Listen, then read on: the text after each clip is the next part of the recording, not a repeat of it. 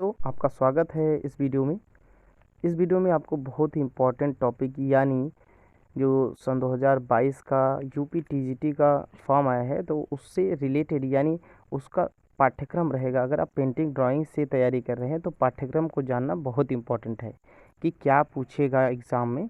तो उस पाठ्यक्रम को जो कि आप सरकारी रिजल्ट पे तो देखते ही होंगे, लेकिन विस्तृत जो पाठ्यक्रम है इस वीडियो में बात होगी। यानी अगर इतना जितना आपको बताया जा रहा है इतना आप पढ़ लेंगे तो आप क्वेश्चन को कहीं से भी क्वेश्चन पूछे आप कर ले जाएंगे। ठीक है, यानी आपका सिलेक्शन होना तय है अगर इतना पढ़ लेंगे। यानी पाठ्यक्रम में क्वेश्चन में क्या पूछा जाता है सारी चीज़ें भी बात होगी इस वीडियो में। तो आइए स्टार्ट करते हैं, और मेरे चैनल को अभी तक सब्सक्राइब नहीं किया तो प्लीज़ सब्सक्राइब करके बेल आइकन ज़रूर दबाएं। चलिए स्टार्ट करते हैं। तो सबसे पहले टीजीटी के लिए ये पाठ्यक्रम है और पीजीटी के लिए भी, ठीक है, क्योंकि टीजीटी पीजीटी सेम है, सब चीज़ वही है। उसमें थोड़ा यूरोपियन ज़्यादा पूछता है, आधुनिक ज़्यादा पूछता है। भारतीय चित्रकला का इतिहास यानी जो इंडियन आर्ट है तो वो तो पूछेगा ही पूछेगा, वो किसी में भी हो। तो देखिए स्टार्ट करते हैं। कला का अर्थ, आपको कला का अर्थ विधिवत पढ़ना है, ठीक है। दूसरे नंबर पे है कला की परिभाषा। कला की क्या परिभाषा है इसको पढ़ लेना है। अब कला की परिभाषा किन विद्वानों ने क्या कहा है कला को, यानी विद्वानों के अनुसार कला की परिभाषा इसको पढ़ना है। साथ ही साथ कला का वर्गीकरण, कला का वर्गीकरण कितने भागों में हुआ है, कला के कितने अंग हैं, ठीक है, इसको पढ़ना है। यानी 6 जो अंग हैं इसको पढ़ना है, षडांग जिसको कहते हैं। और आगे पढ़ना है कला के तत्व। कला के जो 6 तत्व हैं 6 तत्व को पढ़ना है, विस्तृत जानकारी लेनी है। कला के जो 6 अंग हैं उसके बारे में विस्तृत जानकारी लेना है, और संयोजन के सिद्धांत के बारे में भी विधिवत पढ़ना है। माध्यम एवं सामग्रियाँ, यानी कला को बनाने के लिए किस माध्यम की आवश्यकता होती है। सबसे ज़्यादा ये क्वेश्चन पूछता है कि चित्र किसके बिना नहीं बन सकता, तो उसमें रेखा पहले ही ऑप्शन रहता है, लेकिन धरातल के बिना चित्र बन नहीं सकता। तो ये सब इसी क्वेश्चन की यानी इसी टॉपिक के अंतर्गत आता है, माध्यम सामग्रियाँ, ठीक है।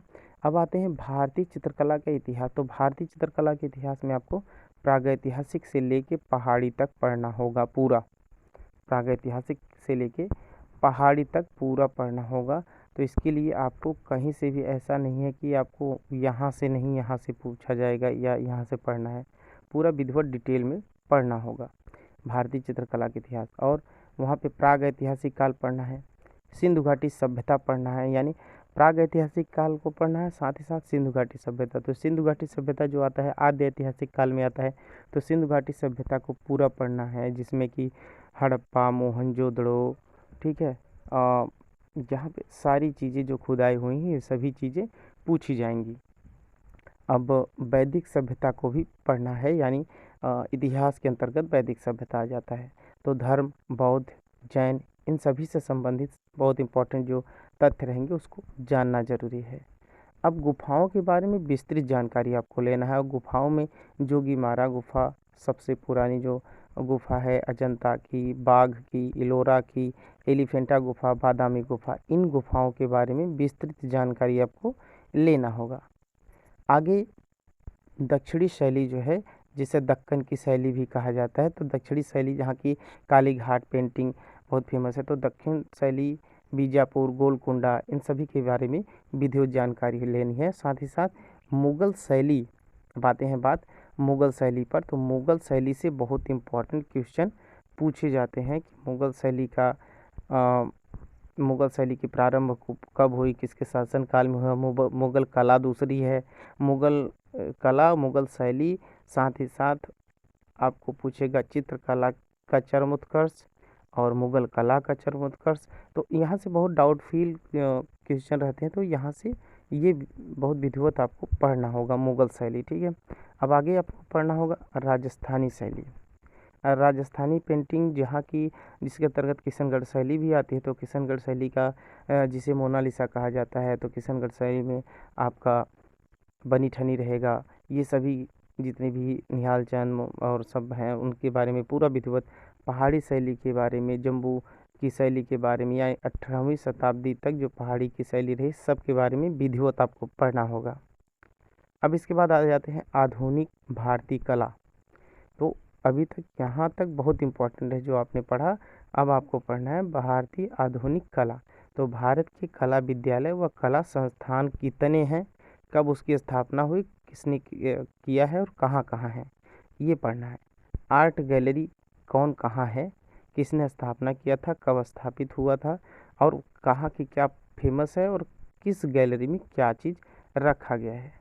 संगठन के बारे में पढ़ना है, ग्रुप के बारे में पढ़ना है, जैसे कि पैक ग्रुप, ऐसे ही बहुत सारे ग्रुप जो हैं सब के बारे में विधिवत पढ़ना है। ठीक है, किसने स्थापना की, कि कौन कौन मिल के बनाया, क्या उसकी प्रमुख विशेषता रही, कब बना ग्रुप, इन सभी के बारे में। तो मूर्तिकार और छायाकार, इन सभी के बारे में, समस्त चित्रकारों का वर्णन पढ़ना है आपको। स्थापत्य कला के बारे में, साथ ही साथ उपयोगी जो कला है उसके बारे में, सौंदर्य शास्त्र के बारे में, यानी भारतीय व पाश्चात्य जो सौंदर्य शास्त्र है उसके बारे में। तो पाश्चात्य कला के बारे में भी आपको जानकारी लेना है, यानी प्रागैतिहासिक काल, यानी जो यूरोपियन आर्ट हिस्ट्री है उसके बारे में, जो कि प्रागैतिहासिक काल से ही वहाँ से भी स्टार्ट होता है। उसके बाद सुमेरियन सभ्यता, मेसोपोटामिया की सभ्यता, मिस्र की सभ्यता, अल्जीरिया की सभ्यता, शास्त्रीय कला क्या है, मध्य युग, पुनर्जागरण, रीतवाद, बरोक शैली, कोको शैली, नव प्रभाववाद शैली, स्वच्छंदतावाद, यथार्थवाद, प्रभाववाद, इन सभी के बारे में डीपली नॉलेज आपको लेना होगा, जो कि पीजीटी के लिए भी ये सिलेबस काम कर जाएगा अगर ये पढ़ लिए हैं। ठीक है, अब यहाँ पे आता है सभी कलाकार व उनकी पेंटिंग। पेंटिंग बहुत इंपॉर्टेंट है, आपको हर पेंटिंग के बारे में, पेंटिंग किस माध्यम से बना है, किसने बनाया है, पेंटिंग की लंबाई चौड़ाई क्या है और कहाँ पे संग्रहित है। कुछ पेंटिंग जो नीलाम हो चुके हैं उसके बारे में भी पूछा जाता है। और सबसे इम्पोर्टेंट जो और सारी, इतना तो आप पढ़ लिए, बहुत लोग तो इतना भी नहीं पढ़ते और टीजीटी की कहते हैं हमारी तैयारी कंप्लीट हो गई या कोर्स कंप्लीट मेरा हो गया, जो टीचर पढ़ाते हैं वो कहते हैं। लेकिन अगर जितना बताया हो इतना पढ़ा दें तो समझ लीजिए आपकी तैयारी हो गई। अब साथ ही साथ कुछ चीज़ें और पढ़नी है आपको। ठीक है, वो क्या पढ़नी है, भारतीय संस्कृति, लोकगीत, लोक कलाएँ, शास्त्रीय कलाएँ, कला मेला, भारतीय त्यौहार, भारतीय सिनेमा, पुरस्कार, यानी जो पद्मश्री, पद्म विभूषण, पद्म अवार्ड जितने मिलते हैं इन सभी के बारे में। भारतीय सिनेमा में माने सबसे पुरानी कलाकृति, या पूछा जाता है पेंटिंग से रिलेटेड बहुत सारे मूवी बने हैं, वो सभी पूछे जाते हैं। तो ये सभी भारतीय संस्कृति के अंतर्गत आ जाएंगे। और हिंदी के प्रसिद्ध कवि व उनकी रचनाएं, तो यहाँ पे बहुत सारी चीज़ें आती है, जो कि कला की पुस्तक बहुत ऐसे फेमस है जिसे लिखा गया है, तो किसने लिखा है, किस सन में लिखा है, किस पे लिखा गया है, ये सारी चीज़ें पूछी जाती हैं। तो आपको ध्यान से एक बार फिर से दोहरा लेते हैं। आपको क्या पढ़ना है कि कला का अर्थ, कला की परिभाषा, विद्वानों के अनुसार कला की परिभाषा, कला का वर्गीकरण, कला के 6 अंग षडांग, जिसे आप जानते हैं रूप भेदा प्रमाणानि भावलावण्य योजनम सादृश्यम वणिका भंगम इति चित्र षडंगकम, ये सभी के बारे में डीपली नॉलेज लेना है। यानी रूप भेद क्या है, षडांग के जो रूप भेद है और प्रमाण क्या है, ये सभी के बारे में डीपली नॉलेज लेना है। कला के 6 तत्व क्या हैं, किस प्रकार से हैं, इसके क्या महत्व हैं, इसके रहने से क्या इफेक्ट पड़ता है, नहीं रहने से क्या इफेक्ट पड़ता है चित्र में, ये सभी पूछा जाता है। संयोजन के सिद्धांत क्या है होते हैं, ये सभी पूछा जाता है। माध्यम एवं सामग्रियाँ क्या होती हैं, इन सभी के बारे में पूछा जाता है। और भारतीय कला का इतिहास में प्रागैतिहासिक से लेके पहाड़ी तक पढ़ना है आपको। प्रागैतिहासिक, सिंधु घाटी, वैदिक सभ्यता, यानी प्रागैतिहासिक, आद्य ऐतिहासिक और ऐतिहासिक, सभी को विधिवत पढ़ना है। धर्म के बारे में से पढ़ना है, बौद्ध धर्म, जैन धर्म, क्योंकि जो चित्र प्राप्त हुए हैं वैष्णव धर्म, बौद्ध धर्म और जैन धर्म, इन सभी से प्राप्त हुई हैं। तो स्तूप के बारे में भी पढ़ लेना है। गुफाओं के बारे में पढ़ना है, यानी सबसे पुरानी गुफा जोगीमारा, जो कि छत्तीसगढ़ झारखंड के पास छत्तीसगढ़ में स्थित है। पहले मध्य प्रदेश में था। अजंता महाराष्ट्र में है। बाघ, ये भी मध्य प्रदेश में है। और एलोरा गुफा, एलिफेंटा गुफा, बादामी गुफा, पहाड़ी शैली। तो पहाड़ी शैली को 18वीं शताब्दी तक सारा पढ़ना है, स्टार्टिंग से लेके, यानी किसके बाद पहाड़ी शैली का उदय हुआ, राजपूत शैली, पटना शैली, पाटलिपुत्र का, ठीक है। तो ये सभी के बारे में आपको पढ़ना है, और भारतीय आधुनिक कला के बारे में, कला विद्यालय एवं संस्थाएं, आर्ट गैलरी, संगठन, ग्रुप, समूह, समस्त चित्रकारों का वर्णन, मूर्तिकार, छापाकार, सबके बारे में विधिवत पढ़ना है।